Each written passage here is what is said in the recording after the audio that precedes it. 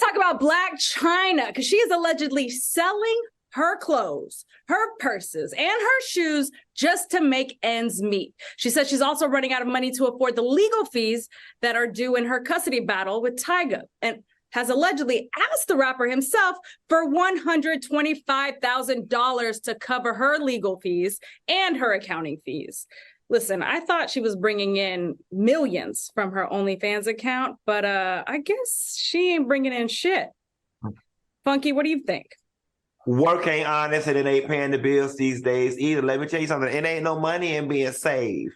Unless you going over there the same with Yolanda Adams and CeCe Winans and all of them.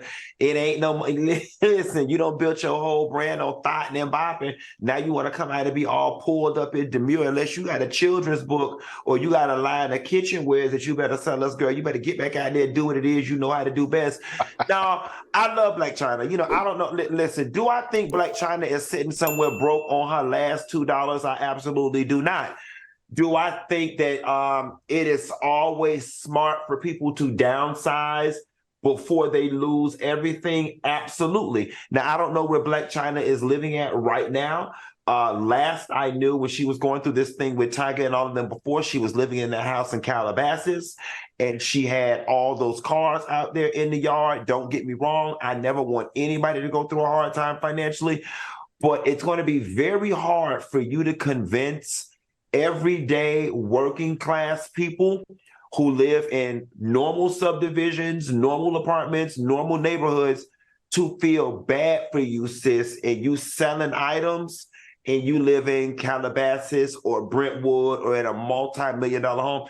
You're still not poor. You know what I'm saying? By our definition, instead of you spending $30,000 a month on rent, how about you move into an old nice condo where your rent is $5,000, $6,000 maybe, instead of having 5 or 6 luxury cars? How about you get you one piece of Range Rover and a Honda Accord? I mean, like I said, until I see Blac Chyna somewhere standing on the corner with a cup begging for change, it's going to be very hard for me to believe that she's dirt broke and destitute to the point where she truly has to sell her things to make ends meet.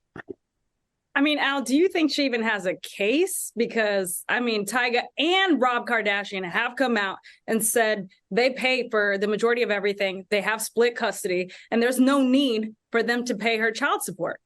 Listen, I know that she's probably not doing OnlyFans now because, like Q said, she's born again. She's decided to be born again, and she wants to live her life differently. And I completely support that. You guys, we talked about this on the show before. I'm a huge Blac Chyna fan.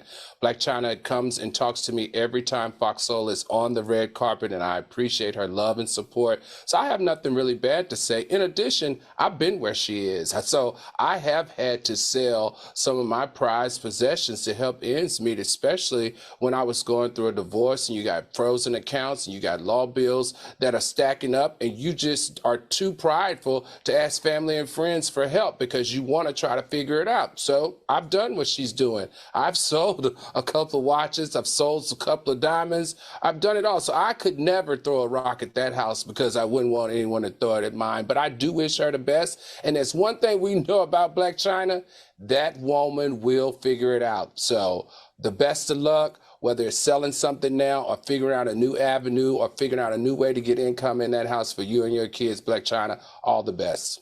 All right. Well, I appreciate that insight. Thanks for getting personal there, Al.